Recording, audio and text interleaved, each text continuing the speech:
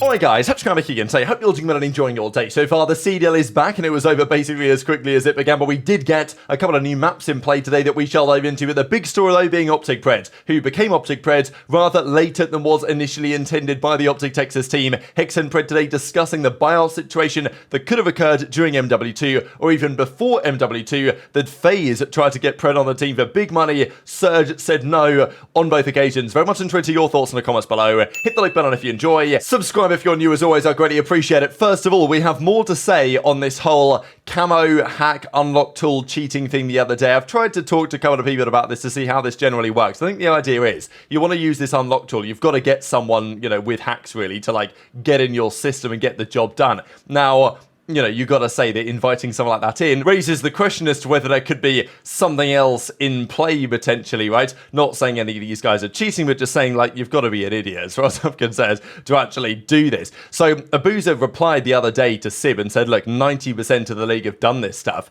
But Dante says, I actually don't know anyone who has paid for the camos on their weapons except Surge. So basically what he's saying is, you know, I've only heard that Surge have been using the unlock tool and downloading the cheats on their CDL account basically to make this happen. But yeah, clearly there is slightly more to it than that, because then this thread continues as we see Clay then, you're not paying any attention, are you, buddy, type thing, because he's saying that like there's way more than just the Surge boys that have been abusing this. And as Scrappy says, I'm genuinely confused how brain dead you've got to be to get a hacker to get on your CDL account. And, you know, it's not just one or two players that have done this. Like there's multiple players in the league that have been doing this stuff, and you know, it follows up and Pred said, agreed, Scrap, unbelievable, I wouldn't pass put it past you to get it done as well. Pred then says, you know, I've never run a skin in my life, not worth it, Ernie, all the stress. So there've been some rumors as to whether the OpTic boys are getting involved here, just because the discussion's been okay, well, you know, got to have a pretty low IQ to actually get a hacker to go into your CDL account and get things sorted. And it's like, well, you know, which are some of the SMG players that potentially might have a hard time if COD didn't exist. So there's been rumours that the OpTic guys are getting involved as well, except from Kenny. I don't know which players are involved. Pred says, it wasn't me, boss, type thing. And I guess we'll see, just because there's rumours from Clay that as a result of this, these guys, whoever's done it, they're not going to get banned, they're not going to get suspended from the league. But the rumour is that they might have to pay a fine, because they'll have to create, because their accounts got banned, they'll have to create another CDL account for those guys to play on. And that's going to be a little bit time-consuming and problematic. So, you know, I get it for sure. I just find it entertaining, I think, more than anything, that these pros will actually be trying this. And maybe in due course we'll find out, if there were to be fines in place, which pros have actually been primarily involved in this. But yeah, it's just interesting why you'd need this type of stuff anyway. And like, you kind of play COD all the time anyway, so why not just grind for the camos? I don't know. Maybe they should have them unlocked regardless. But you know, apparently that's not possible. The technology merely doesn't exist. Now, speaking of Pred, we've got to dive into the big update that arrived today on exactly what happened behind the scenes when Pred was meant to join OpTic the first time. So before MW2 began, Pred had just done his rookie year in Vanguard, done a phenomenal job, rookie of the year, right? Won that event during the Vanguard season. Was a hot commodity. Obviously, people wanted to buy him then and there. The same thing that happened with Octane, right? And this is what kind of blows my mind about the Surge situation. The Octane stuff was bad enough. They had Octane during MW19. He was their best player. They kept him on. They extended his deal. They brought in, you know, different players for their following season in Cold War, and basically just wasted Octane's time for a year before he went to Thieves. I'm sure that Thieves would have bought him for some sort of money, or Seems would have probably bought him for something, but no, Surge wanted to stick to their guns, keep Octane in. And they were okay on land, to be fair, that team that season, but they weren't especially good. And Octane jumped to the first chance that he was given when his contract was over. So Surge had the experience. They know what it's like in these situations, but yet they did it again with Pred. So going into MW2, of course, the season where OpTic were going to make a change. I mean, you know, they were going to get HyDra for free, which, you know, that didn't happen in the end because the team decided to run it back and he went to New York, of course. But there was a chance they could have got HyDra from New York, who, as I say, went back there. They were, I mean, the rumor was what? Scump, Shotzzy, HyDra, and Cammy, wasn't that the rumored team of 4? Then OpTic decided, all right, we're going to run it back. We're bringing Illy back. We're bringing Dashy in, and we're going to stay the same, which obviously didn't prove to be the best decision because they had to blow it up anyway a couple of months later once the team didn't do especially well, and that was when getting Pred was brought onto the table. So Hacks mentions October 2022, but I think really these conversations were more had, well, to our understanding at least, post-Raleigh, when Scump was about to retire, the team hadn't done so well, and they clearly wanted Pred into the roster. I think the plan was bring Pred in and Scump will stay on. You know, he ain't going anywhere if Pred's on the team. Scump can go to the flex, Pred and Shotzzy on the SMGs, you know, Dashy on the main or whatever the case was. And I mean, it would have been a phenomenal team. And I do think last year, Pred instead of Hook on that roster, obviously Ghosty eventually comes in because Scump does retire and all the chaos happens.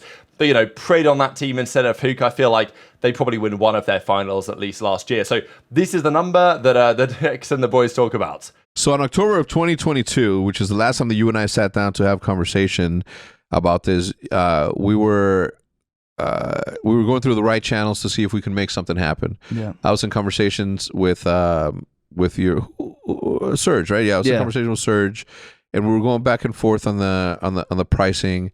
And the buyout went from like, what was it, like 420 or something like that? Something like that. It was $420,000 to get you, plus your salary. And I was just like, I'm like, man, like this is like, we really wanted you on the team, right? Because I wanted you and Seth. I wanted Seth to run the flex, and it was gonna be a fucking killer team, dude. Like insane. And I remember speaking to Seth on the phone so many times, like I think because he was stressing out. He's like, "Is it happening? Is it happening?" I used to be like, "Bro, like it has to be happening." I mean, we kept thinking like, because remember we said it was like at a 90%. I think we said it was at like 90%. Like we were like certain. And I remember when I was just speaking to Seth all the time about it, and it's crazy, man, dude. That whole situation was such a headache, man. Yeah. In Vanguard, after Vanguard, that year in Vanguard, like even FaZe tried to buy me out for like MW2. So they even FaZe tried to buy me out, and they tried to buy me out for, I think it was like 500,000 too, to join for the MW2 season. And they said no as well. They just said, they just completely said no. And then I was just like, I get it. We won a tournament, came third at champs.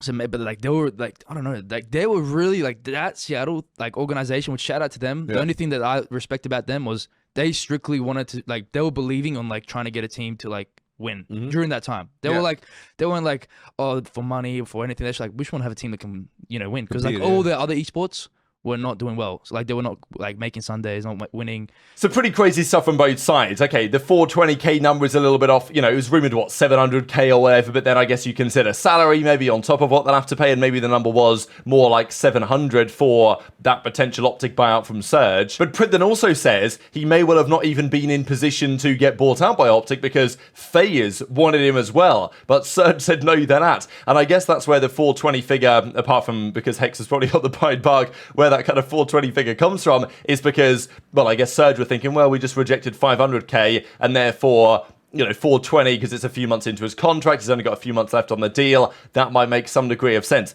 But that offer that OpTic gave was rejected. FaZe is interesting for them, right? Because going into the MW2 season, they just got rid of Arcites. They needed somebody, anybody. Yeah, they tried to get Shotzzy, we think, and Shotzzy was going to go to FaZe if Scump didn't say, all right, I'll stay on and I won't retire yet. Of course, he retired like 2 months later, but that nearly happened. Then they wanted Pred. They offered big money to buy Pred, but Surge said no. And then, of course, he eventually joins OpTic after his contract expires. But it's like, why would Surge keep turning down these big offers, right? And even Revan says here on the Reddit that those decisions were made by executive leadership. We're talking those far above the general manager, and this is how things go. You look at a team like Seattle Surge, they're owned by an ownership entity, and by like the Vancouver Canucks and their ownership team, so there's clearly big money on the higher end of that Seattle organization, and I guess their feeling was, well, we want to win, the money is kind of irrelevant. But what I don't understand about that mindset is that, well, okay, sure, fair enough, on some level, fair enough, that it's like, you know what, we want to win, Pred's our ticket to do so, we're going to reject this big money to make it happen. But like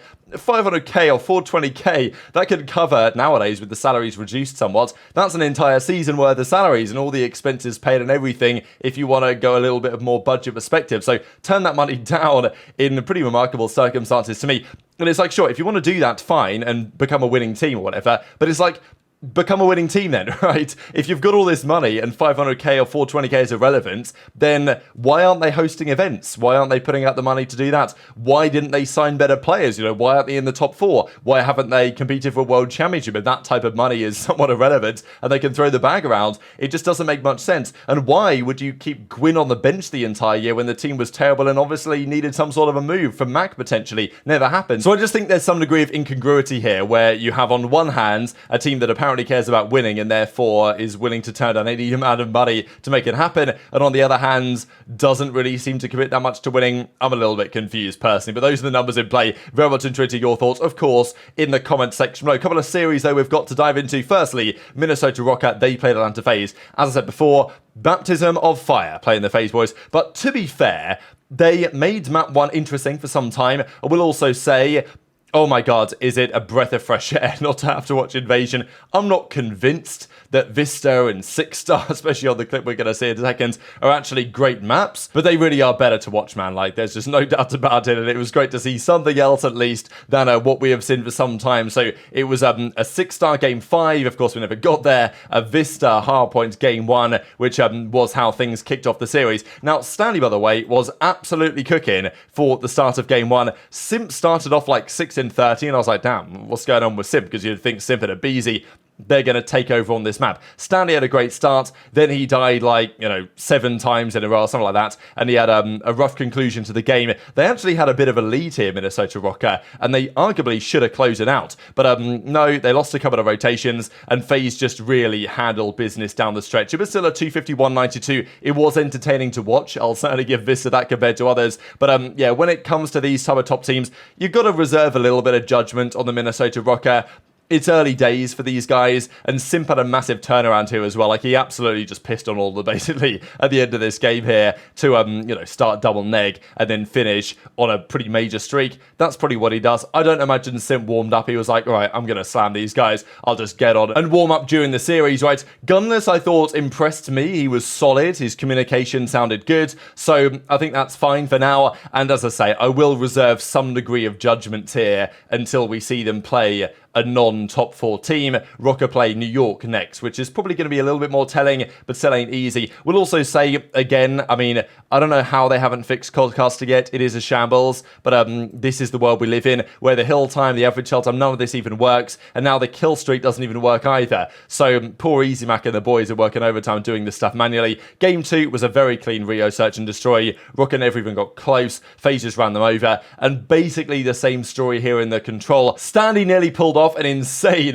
1 versus 4 in the final round of control, but he lost the final 1v1. It didn't matter. And look, accuracy did spin on aBeZy. I know that Drazah hit some nice shots as well on the other side. I think it was maybe on the gunless, but in the end, it doesn't really matter. And Atlanta FaZe closed out the series in a clean 3-0 sweep. But accuracy has a hard time. I think gunless and Stanley both had their moments here, to be fair, but yeah, I still have my serious questions on the pace of this Minnesota Rokkr team. Certainly when it comes down to some of the faster pace maps that are now in the game. Pretty outrageous tweet here from Gersh and the guys on FaZe. I'm not going to lie, but they will of course play other teams in the near future. The final series of the day as well was Vegas versus Los Angeles Guerrillas. And we did actually have here a 6-star hardpoint to open up the game. And it was, look, it was entertaining to watch. The map is pretty... It has its problems, sure, and this is one of them. Surely this is going to get changed, right? Like, what are we doing here, guys? You know what I mean? Like, what I don't understand is exactly how the developers came up with this idea to have a hill in the water. And we're like, you know what? The pros probably aren't going to like it, so apparently they've got a backup plan, but we'll do it anyway. You know, they won't mind that much. It's like, are we serious right now? But whatever. It was kind of fun. But Vegas, man... What a team. Guerrillas, like, I don't understand Guerrillas, man. Like, they went on LAN and they actually fried and played really well. They beat FaZe last split somehow. And today, they get absolutely piss slammed by Vegas. Like, this was not even close. Like, every map was incredibly comfortable. Vegas just slammed them. And I think Vegas are good. I think they are legit. And I'm actually really happy that Vegas stuck with their team and, kept it moving. 7 spree for Purge. No trade at all on the other side. So, it's nice to have stuck with Purge. They clearly believe he's the man. And I think it was very unclear when people were calling for Purge roster changes after the most recent major that there was actually any notable, guaranteed upgrade, shall we say, and that seems to remain to be the case. And it was then attached, as he always does, taken over at least one of the maps of the series. And in this case, of course, it was the control, goes 25 in 9, nearly 5k damage, and an emphatic W. So no doubt one of the most rapid-fire days of CDL matches you could ever wish to see, but we will continue on tomorrow. Very well to Twitter your thoughts on all this stuff in the comment section below. Hit the like button if you enjoyed, subscribe if you're new, take care, and I'll see you next time.